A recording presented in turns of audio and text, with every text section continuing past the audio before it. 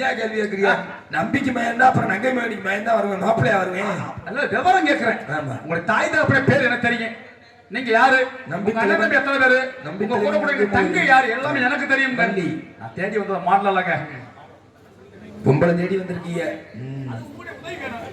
காலையில 4 மணி ஆயிடுச்சுன்னா பொம்பளை தேட வேண்டியதானே? அதுக்கு நான் மாமாவை பார்க்க. உங்களுடைய உதவி எனக்கு என்ன அவ்வளவுதான். டீசெண்டா சொல்றேன்.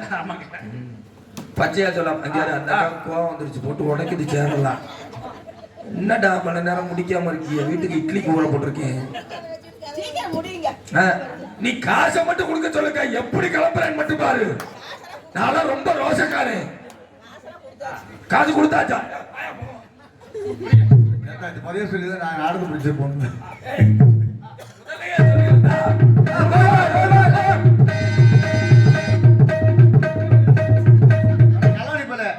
குறக்கெல்லாம் வருது.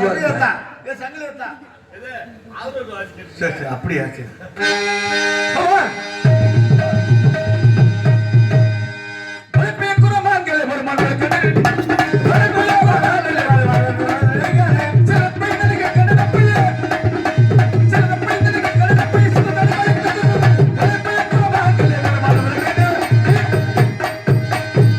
தேடி வந்தவரே மாப்பிள்ளை செய்ய மாறப்படி அடிக்காதையா. அப்படி செய்ய வந்தவரே மாப்பிள்ளை செய்ய ஐயா வந்தா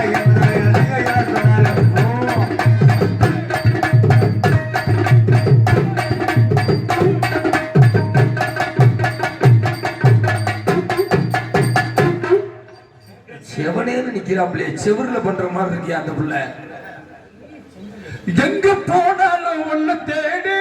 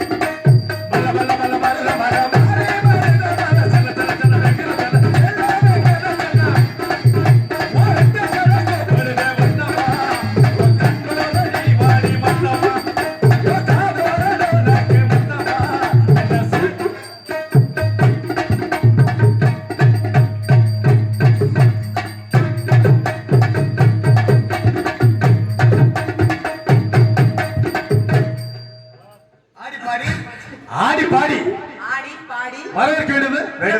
ஏங்க இந்த பாடியோட இன்ச்சு என்ன தெரியுமா? எனக்கு 24 தானே. அவர் தெரியும்.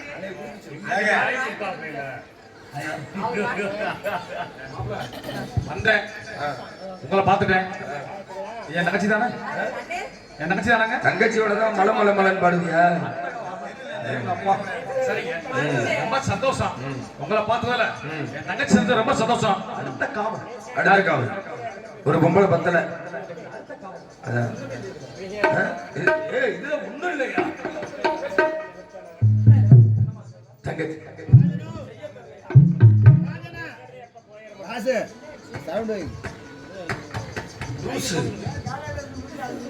தெரியல. ஆமா தங்கச்சி வள்ளி, நான் சொல்லல லூசு.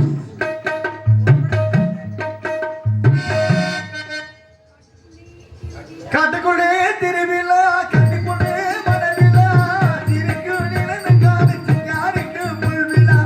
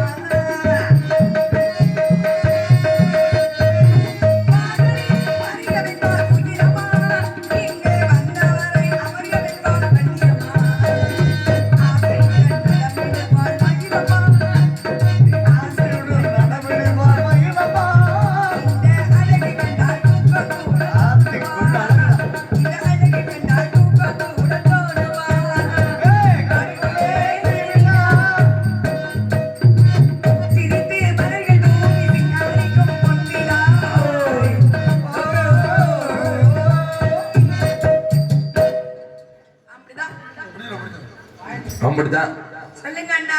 நம்ம இடத்திற்கு கொத்தனார் வந்திருக்கார், இல்ல வேடுவர் வந்திருக்கார். என்ன விஷயமா? ஐயா நான் லூசா என்னன்னு தெரியலையே, வேணுமா வேணாமா? அப்ப பேசாம நிக்கணும். வருதான் அவர் நான் பலரும் வச்சு தூத்துக்கிட்டு இருக்கோம். மானு தேடி வந்திருக்காராம். நான் இங்க இருக்கேன். மானு எங்க இருக்கு? அண்ணா, இந்த இருக்குதான். முதல் கவல் தாங்கள், ஆமா. இரண்டாவது கவல் தோழி, மூன்றாவது கவல் நான். சரி. எப்படி மீறி மான் வந்திருக்கோம்? எப்படி வந்திருக்கோம்? தூங்கிட்டியா? எப்படி வந்திருக்கோம்? ஏய், உன்னை கட்டி நான் கேட்டுட்டு வந்தவங்க போய் பேசிட்டு இருக்க. அவர் எப்படி வந்திருக்கோம்? அவர்கிட்ட எப்படி கேட்க முடியும்? அவர்கிட்ட நீ நாங்க இருக்கும்போது எப்படி அவன் மான் வந்திருக்கோம்? சரி காசு வாங்கியாச்சா? நீ அவர்கிட்ட பேசி ஏய், தொடாம போடா. யாராவே? போ. வருக வேண்டுவரே வருக. ஏன் ப்ராப்பர்ட்டி கை வைக்கிறா? தாங்கள் வரவு உனக்கு எத்தனை ப்ராப்பர்ட்டி தான் வச்சிருக்கீங்க? எல்லா பக்கம் ப்ராப்பர்ட்டி வாங்கி போடுறது பெரிய விஷயம் இல்ல, அதை முதல்ல பாதுகாக்கணும். சரியா? சும்மா கண்டதை ப்ராப்பர்ட்டி வாங்கி போனா வேற ஏதாவது பட்டா போட்டு போயிருப்பாங்க. ப்ராப்பர்ட்டி எனக்கு தேவைப்படுது. இது ஏன் ப்ராப்பர்ட்டில ஏன் தொடவே முடியாது. இதெல்லாம் வந்து கோயில் சொத்து. போதுமா? அப்படா சாமி, எந்தாலும் கை வைக்க முடியாது. பூசாரி நானு. அப்ப யாரு பூசா யாரா இருந்தாலும் சரி, கோயில் மனைக்கு கை வச்சு பாருங்க பாப்பா. யாராவது கோயில் மனை பிடிச்சு பாருங்க பாப்பா, தொடக்கூட முடியாது. ஆமா, நாங்களும் கோயில் நல்ல கோயில் பக்கத்துலயே வர முடியாது. அந்த கோயிலே நான் காசு வெட்டி போடுவேன். போடு, ஏண்டா உனக்கு நீ என்ன வெட்டிக்கிற? வெட்டி போட்டுக்கோங்க. ஏன் கோயில் கட்டி போய் காசு வெட்டி போடா கோயில் இருக்கா உங்களுக்கு? என்ன உங்களுக்கு ஒரு பெரிய அநியாயம் அழிச்சாட்டியமா இருக்கு. எங்கேயாவது போறது மிளகா அரிசி சாப்பிடுறது. நாம் நல்லவர்களாக இருந்தால் நம்ம சுற்றி இருக்க அனைவரும் நல்லவராக தான் இருப்பாங்க. போதுமா? ஒரு இன்னா செய்த ஒருத்தர் அவர் நானும் நன்மையும் செய்து விடார்கள் சொல்லி ஜாக்கிரதை. ஓ, ஒரு விஷயம் உனக்கு யூடியூப் பேர் எடுக்க ஒரு ரகசியம் சொல்றேன். ஒரு 10 வருஷத்துக்கு முன்னாடி 13 வருஷம் இருக்கும். இவர் வந்து கொட்டாம்பேட்டில் இவர் பெட்டி நான் வந்து அப்ப வந்து ஸ்ரீபட் போட முடிச்சு. தம்பி அந்த வீடியோ எடுக்கிற ஆஃப் பண்ணுறாரு. நான் இப்போ சொல்லுவேன், சாந்தி ஸ்ரீ உன்னை நான் காதலிக்கிறேமான்னு சொன்னார். 1 மணி நேரம் அண்ணியை பேசினேன்.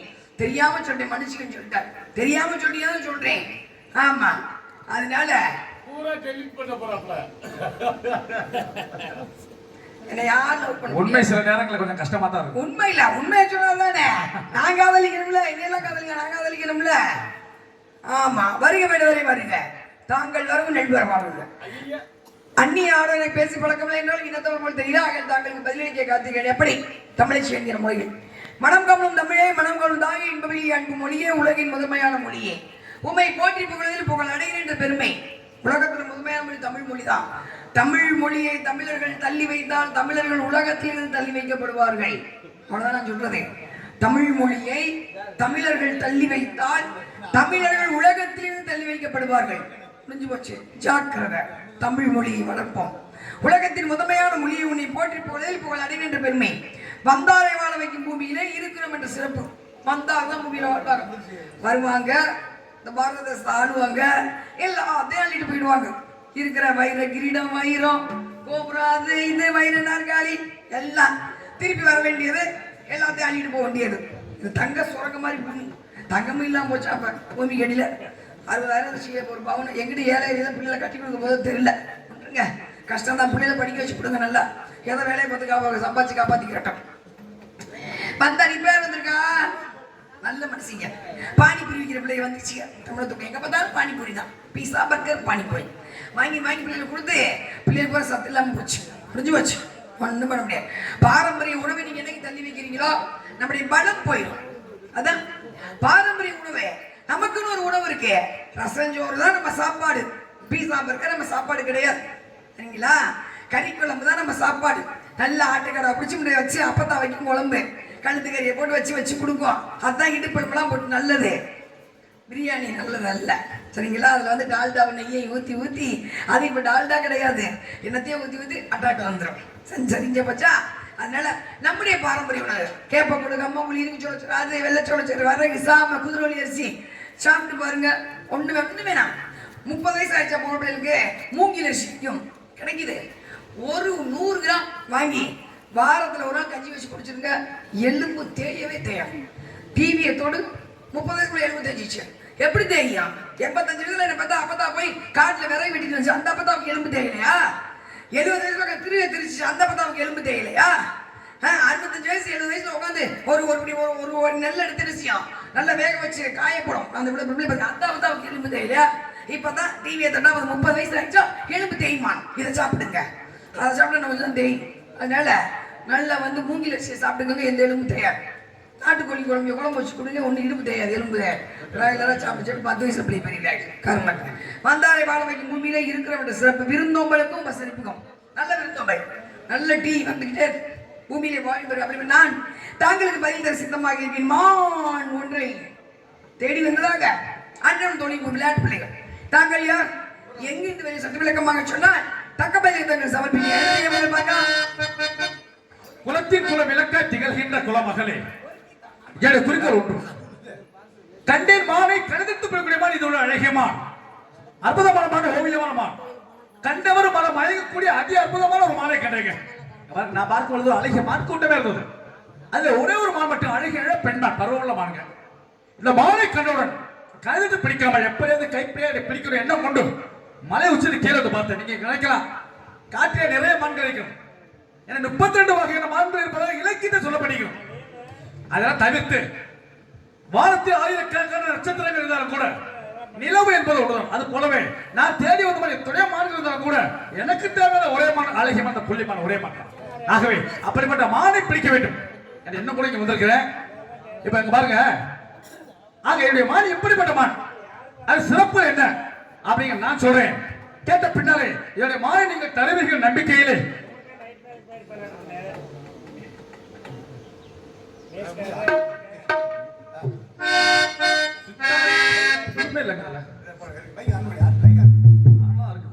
சித்தாடே கட்டுக்கிட்டு சிங்காரம் ஒருத்தி மகளாக வந்தாரா, சித்தாடே கட்டிக்கிட்டு சிங்காரம் பண்ணிக்கிட்டு மக்காப்பு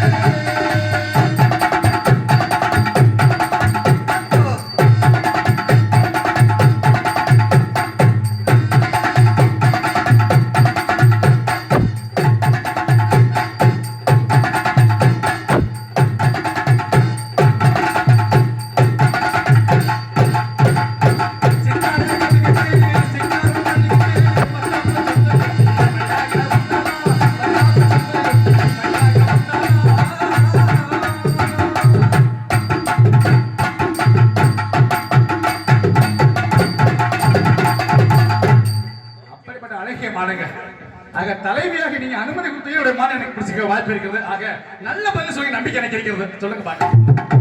உங்க மான் ஒருவேளை அடைக்கலமா வந்திருந்தா கண்டிப்பா நான் வந்து அடைக்கலம் கொடுத்துருப்பேன். ஏன்னா அடைக்கலம் கொடுத்தவர்கள் உயிரை கொடுப்பவர்கள் எங்கள் நாட்டு மக்கள், சோழ நாடு. உங்களுக்கு தெரியாத விஷயம் இல்லை. அடைக்கலம் வருது ஒரு முறை சிவிச்சக்கிறது எல்லாரும் கேள்விப்பட்டிருப்பீங்க. இப்பதானே பறவை பாசை யாரும் பேசுறேன். அப்பெல்லாம் பறவை பாசை பேசுவாங்க, விலங்குகள் பாசை பேசுவாங்க. ஒரு பௌர்ணமி இரவு, சித்ரா பௌர்ணமி யாரும் நீங்க ரசிக்கிறது கிடையாது. இப்ப இந்த வருஷம் விட்டுருங்க, முடிஞ்சிச்சு. அடுத்த வருஷம் சித்ரா பௌர்ணமி அன்னைக்கு ஒரு மாடியில் இருந்து அந்த நிலவை ரசிங்க, ஒரு சந்தோஷம் கிடைக்கும் அப்படிங்கிறது ஒரு பொதுவான கருத்து. ஆனா சித்ரா பௌர்ணமி நிலவுல இருந்து நிறைய மகரம் தூள் கொட்டும்.